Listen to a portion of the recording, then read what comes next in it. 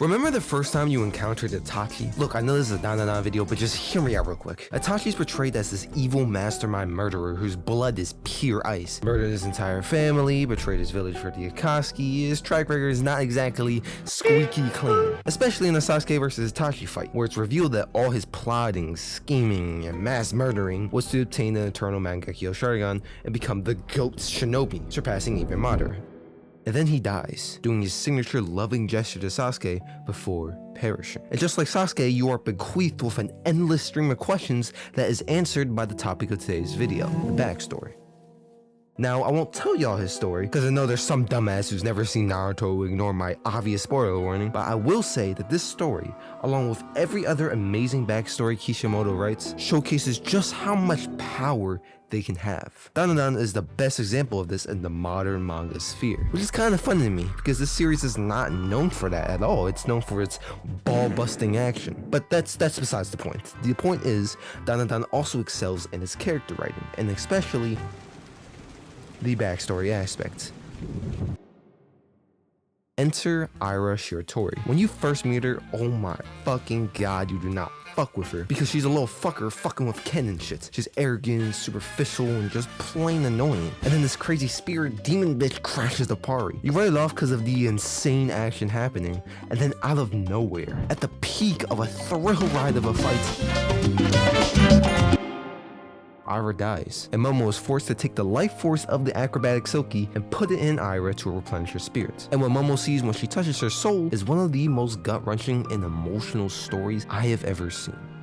One thing that this backstory does very interestingly is its minimal use of text. Obviously, words can make it much easier to tell a story and work in tandem with pictures and shit. That's why manga works as a medium, but there's an art in art, something that only visuals can tell. The exhaustion and working hours upon hours on end, the rejuvenation a loving mother feels embracing her child, and the terrifying loss she experiences when her child is violently taken away. You simply cannot convey those emotional words to this degree. For all the sunshines and rainbows this manga can reach, it could sink down to the depths of some very mature topics. And in that whirlpool of emotions is a monster whose regrets stretch a lifetime. But maybe she doesn't have to be alone.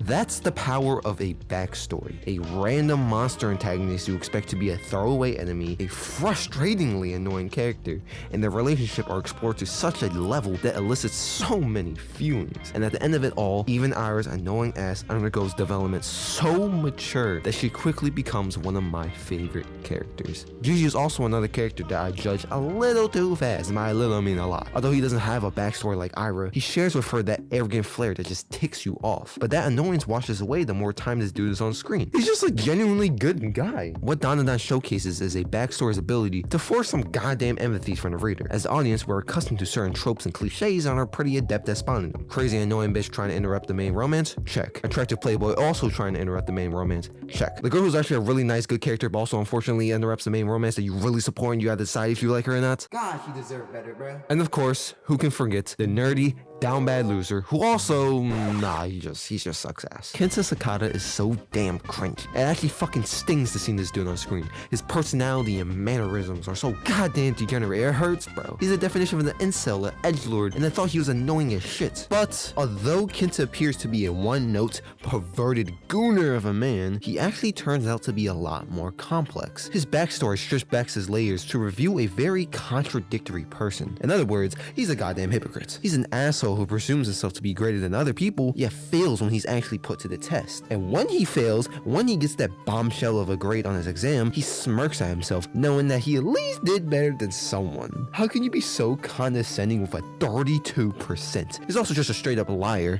lying about fighting aliens in order to make himself look cool, even putting on bandages and an eye patch to show that. Bottom line, the dude is just cringy as fuck. But it goes a lot deeper than that. Kinta, albeit a pretty big loser, is just as human as you and I. He craves attention. He seeks companionship just like we do, in a way that I find respectable actually. The things he's interested in, the weird quirks that make him alone, are also the things that he most cherishes, and I find it admirable for him to embrace the things he loves despite enjoying them alone. That is the situation Vamola finds herself in after devastation occurs on her home planet. It's a story that left me in complete shambles. A story that starts with a raging war between the invading Kero and the Sumerians. It's a fucking genocide, a massacre that decimates the male population, leaving only the grannies to fight. Through many trials and tribulations, they eventually make it to a teleportation pyramid which they intend to use to escape to Earth, only to find legions of enslaved Sumerian men. Cue an epic prisoner escape, we got smoke bombs, we got stink level 100, we got straight fucking warfare, and at the end of the road is the teleporter. They both revel in the sheer brilliance of the structure until they realize that shit has barely enough energy to TP one. Banga decides to sacrifice herself for for her child. These maternal feelings, which she has self-compartmentalized for so long, leak out. Every moment she has spent with her permanently dyed with emotion. And it swells and it swells and it swells until it culminates into...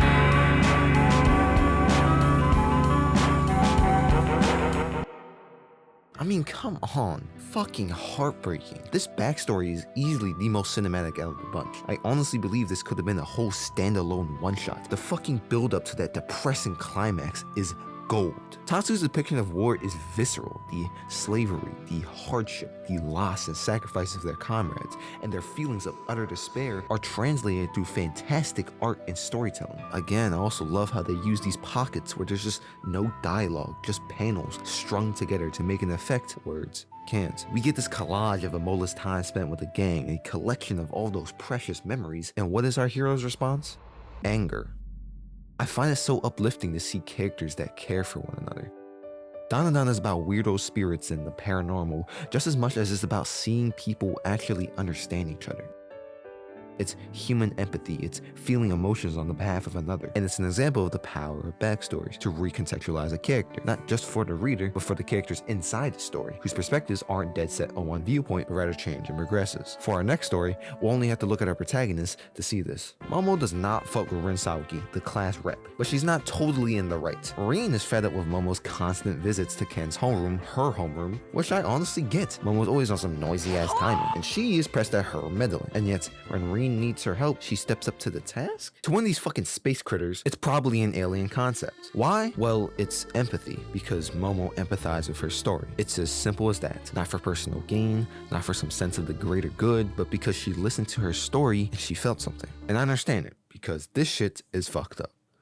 Childhood is a turbulent time for everyone, a time of rowdy, rambunctious fun, where one can follow their heart to wherever it takes them. But for Rin, shit just ain't that simple. Being an idol with her friends is something she wants to do. The fun plaster on her face while she's practicing with them. But she has to look over her house, and she has to look over her bedridden grandma, because her mom's away at work. She's stuck between a rock and a hard place. She really wants to be a kid and chase a dream, but she also loves her family. She also loves her single mother, who she sees the stress she goes under, suffering under the weight of 1,000 bills, and she wants to alleviate at least some of her burdens. What a relatable situation. This story is so socially conscious. This stress, coupled with some mean, childish comments from a bunch of, well, children, causes Rin to lash out, making her friend Mavi figuratively and literally turn her back on her. Except, she freezes up at the audition and her mom requests Rin's help. Her reluctance is given that tiny push away from grandma here, but shit ends in disaster. On the way to Rin, Mai and her mom tragically die in a car accident, and the guilt and regret has been eating away at her ever since. But not just regret at agreeing, but regret for never following through. Because although Rin says she's fine staying home, fine with enjoying the peace and quiet, visions of her being on the big stage plague her.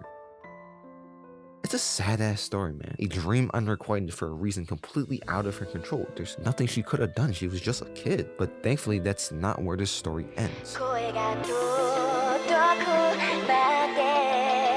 Granny Psycho's rousing speech, Rin gains the courage to pick up the mic one more time.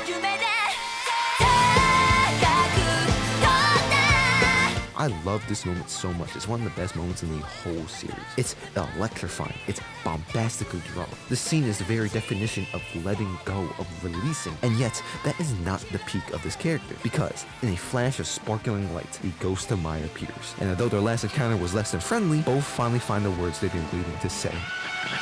I'm sorry.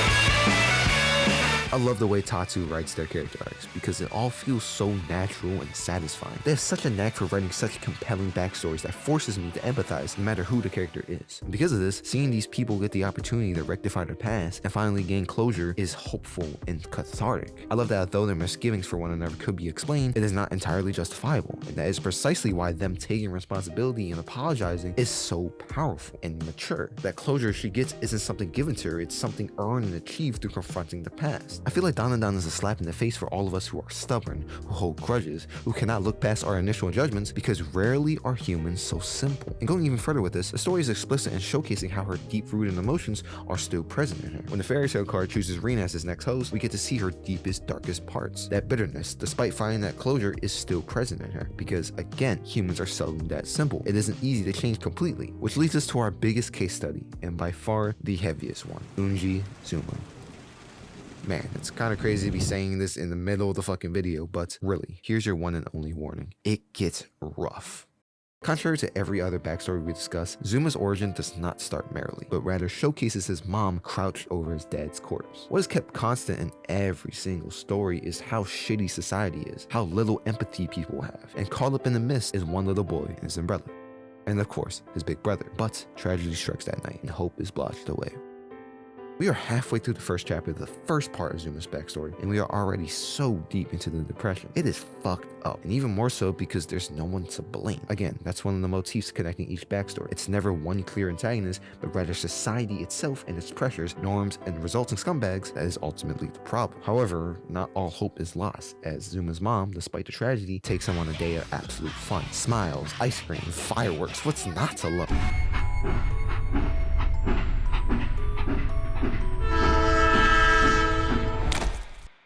From this day forth, Zuma grew a hatred for the world itself.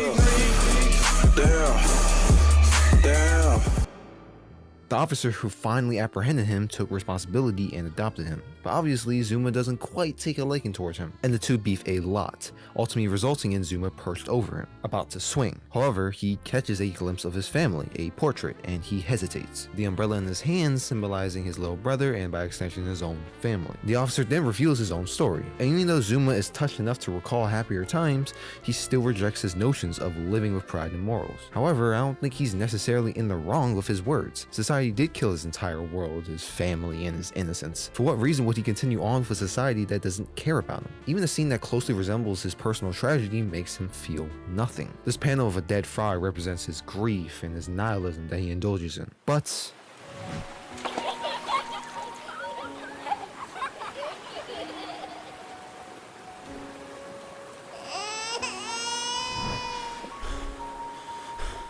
panic starts to rise in Zuma as he sees the officer dive in after the child, resolute to die to save this life, to uphold his ideals, to make his daughter proud. Chills went down my arms as Zuma accepts the spirit's deal and rockets across the water to save the two from drowning. Absolutely brilliant, thrilling storytelling. I love how the officer flashes back to his daughter's words in the moment. I love the callback to that random piece of foreshadowing earlier on. I love how touching this moment is in general. But what really hits is this moment in the graveyard after. Seeing Zuma describe his family, seeing how nihilistically he looks at his life, how meaningless he feels is so heartbreaking. But he's not alone anymore. This scene communicates so much, but what it means to me is the importance of remembrance, innocence, and faith.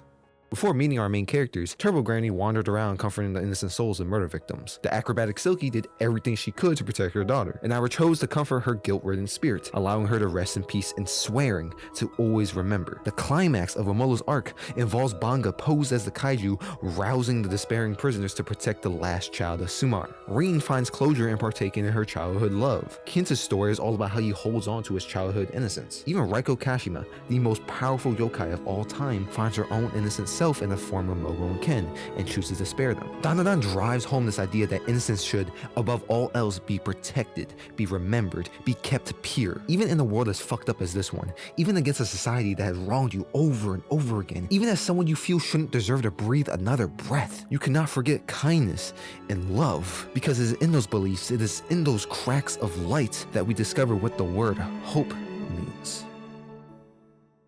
All of these characters really do embody us, but not just as humans, but as readers. These are real people who are willing to show compassion. Tatsu fully understands the simple concept that humans are shitty. In fact, I would argue they understand that more than most mangaka. People do some fucked up things here, but the series continues to stubbornly cling on to its ideals. This is because Dandadan, while being a story about terrifying creatures and cosmic horrors beyond comprehension, simply believes in the human capacity for kindness. It believes in our ability to observe, to understand, and to ultimately empathize. It's a reflection of us as an audience. Characters we dislike at first get their layers peeled back, and no longer can we keep our preconceived notions about them. It's a tool that allows one to see a different angle, a different perspective on something that could change our entire worldview. That is the power of backstories.